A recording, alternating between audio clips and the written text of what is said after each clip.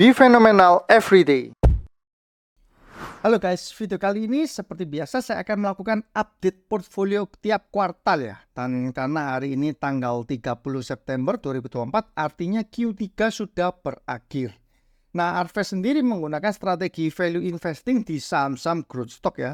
Dan saya akan buka untuk portfolionya. Nah, di sini teman-teman bisa melihat ya, equity-nya di Q3 2024 ini, akhir Q3 menjadi 2,9 M kurang lebih ya.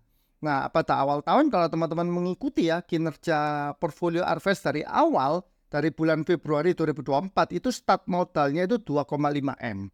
Jadi sudah bertambah sekitar 400 juta ya selama sampai Q3 2024 ini. Dan di sini ada 9 saham, hanya satu yang belum perform ya. Nah, ini ada satu yang belum perform dan semoga nanti tahun depan ya mungkin kalau sudah dapat dividen lagi kita bisa injekkan lagi di saham yang belum perform ini. Untuk saham-saham yang lainnya itu sudah perform semua walaupun ada yang kecil ya, cuma 1%. Nah, ada yang paling tinggi 31% ya untuk secara returnnya. Dan di sini kita tidak ada satupun saham-saham dalam tanda kutip gorengan ya, yang naiknya itu sudah 100 atau 200% di portfolio kita. Jadi kita hanya benar-benar memilih dengan fokus saham-saham growth stock only ya. Jadi kita bisa tidur nyenyak. Perusahaannya yang kita tahu akan terus bertumbuh ke depan. Nah, kalau saya compare ya dengan indeks-indeks atau benchmark yang lain ya, ini kita seperti biasa memakai compare-nya menggunakan IHSG, LQ45 dan Kompas 100. Arves sendiri dari awal 2,5 M, sekarang Q3 2,9 M, berarti return-nya di Q3 ini 16,1% ya. Untuk IHSG sendiri return-nya itu baru 2,41% ya. Jadi IHSG ini sangat underperform ya. Padahal market ini banyak yang bilangnya sedang bullish ya. Kemudian LQ45 ini parah malahan ya guys. Itu minus 4,19%. Nah, data ini saya ambil dari internet ya. Untuk LQ45 938 angkanya. Jadi kalau kita masukkan dia minus 4,19%. Dari awal tahun itu 979 ya. Kompas 100 juga parah di saat marketnya sedang bullish, ternyata dia malah kinerjanya minus 0,93%.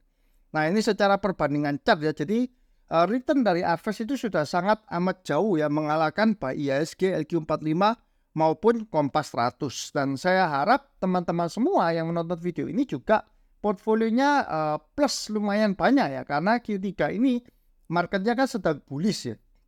Kecuali kalau megang saham-saham yang gorengan, bisa saja itu malah minus portfolionya. Nah, ini jadi comparisonnya. Kemudian saya juga berpikir, karena indeks-indeks ini kinerjanya itu cukup ketinggalan, saya mengambil benchmark lagi, itu adalah di reksadana.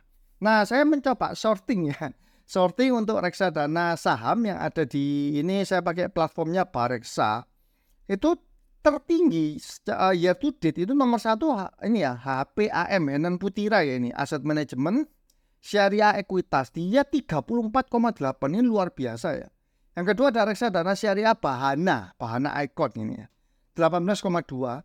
Dan nomor 3 HPAM Henan Putira lagi ya Ultima Ekuitas 1 13,4. Jadi kalau kita tempatkan karena Arves 16,1, kalau kita tempatkan di sini di reksadana, Arves ini menduduki peringkat nomor 3 ya se-Indonesia untuk sebagai fund manager. Tapi di sini kita harus ada beberapa hal ya.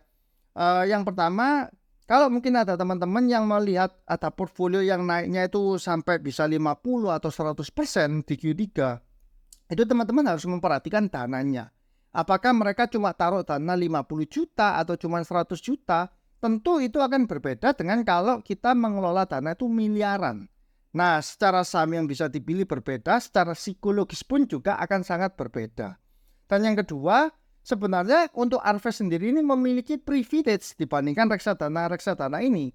Karena reksadana yang ada di sini, itu mereka terkendala ada beberapa aturan. Jadi nggak bisa satu saham bobotnya itu lebih besar, dan mereka pun juga harus mempertimbangkan karena dana kelolaannya itu yang besar, maka dia tidak bisa memasukkan di saham-saham yang growth-nya itu yang market cap-nya itu masih kecil ya. Nah, coba kita lihat ya. Sekarang HPAM Syariah Ekuitas ini kok bisa dia sampai return-nya 34,87. Kita bisa cek di fund fact sheet-nya.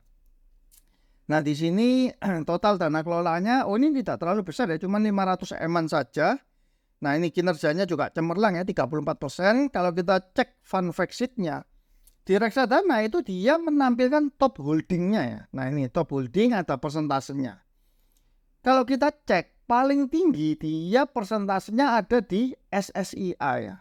Nah, SSIA dia ada 14,6%. Jadi ini SSIA kalau teman-teman mengikuti itu adalah salah satu emiten yang kena boost ya. Jadi sebenarnya ini saya nggak bisa bilang ini emiten growth stock ya. Karena SSIA ini harga sahamnya itu naik luar biasa di tahun 2024. Di sini aja.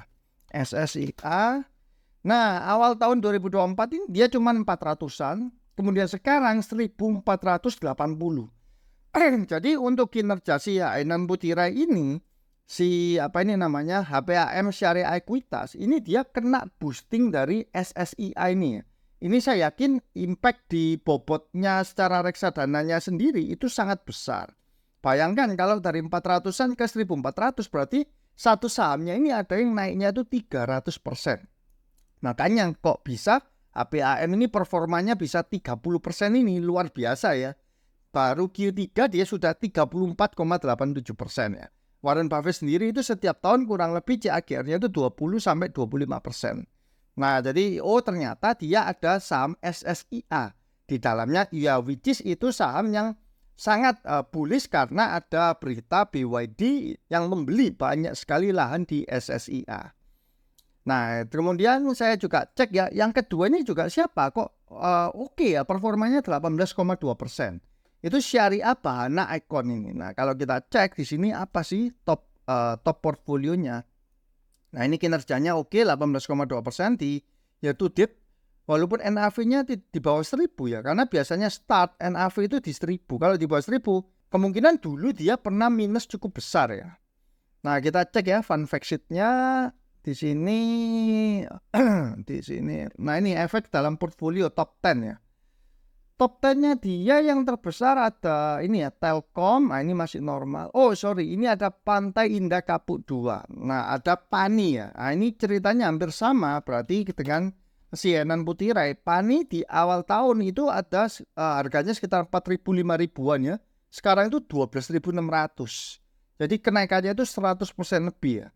Nah, untuk kalau memiliki emiten-emiten seperti ini tentu akan bisa terdongkrak. Nah, selain itu dia juga ada AMMN ini, Adaro juga naik ya, AMMN juga naik.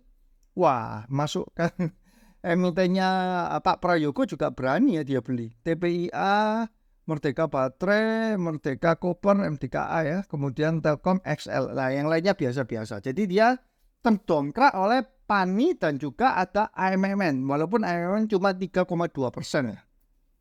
Nah, jadi ya kita sendiri di tim Arves juga cukup puas ya dengan kinerja di Q3 ini yang 16%.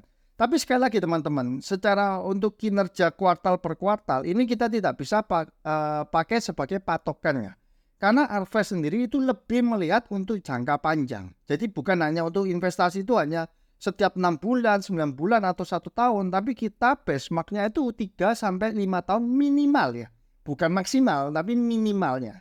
Makanya kalau teman-teman lihat, kok gak bosen isi sahamnya kok gak berubah ini terus. Justru itu keunggulan kalau kita investasi saham di saham-saham growth stock. Kita gak perlu otak-atik terus portfolionya dibeli, dijual, beli, jual, gak perlu. Kita tinggal biarkan kita pilih saham-saham yang wonderful saja. Jadi isi dari portfolio kita itu adalah saham-saham yang berkinerja baik. Nah, kita gak perlu khawatir. Misalkan lu kok tiba-tiba sahamnya hancur, dropnya sampai 50-60%. Nah, itu mungkin kita memilih saham-saham yang kinerjanya kurang baik sehingga terjadi goncangan atau saham-saham yang tidak memiliki mood ya. Nah, terus bagaimana sih cara melihat untuk saham-saham growth stock ini? Nah, teman-teman jangan lupa di mana kita sendiri Arves juga mempunyai website ya. Nah, di website ini ada berbagai artikel-artikel yang teman-teman itu bisa baca secara cuma-cuma, secara free ya. Walaupun ada artikel premiumnya tentu saja ya. Jadi teman-teman bisa melihat artikel-artikel sini, teman-teman bisa baca. Dan nah, kalau teman-teman juga mau tahu apa sih saham-saham pilihan Arves ya, yang menurut Arves punya kinerja yang baik, punya potensi growth ke depan, kita juga memiliki yang namanya Arves Seed. Nah, teman-teman juga bisa berlangganan di Arvesit. Nanti ada term and condition ya dalam menggunakan Arvesit itu seperti bagaimana. Oke guys, cukup sekian ya untuk video kali ini. Saya doakan juga semoga portfolio teman-teman itu hijau semua dan semakin bullish ke depan. Saya juga berharap ya agar populasi investor saham di Indonesia itu semakin bertumbuh ya. Nah, semoga untuk update portfolio kuartalan ini itu kita bisa memberikan transparansi sekaligus gambarannya untuk teman-teman apakah memang bisa sih kalau kita investasi saham dengan menggunakan metode value investing itu bisa menghasilkan return yang konsisten. Jadi teman-teman terus ikuti ya untuk video update kuartalan dari Arves sendiri. Oke, cukup sekian untuk video kali ini. Semoga berguna untuk teman-teman semua. Saya doakan semoga teman-teman sehat selalu, semakin sukses dan cuan selalu. See you guys.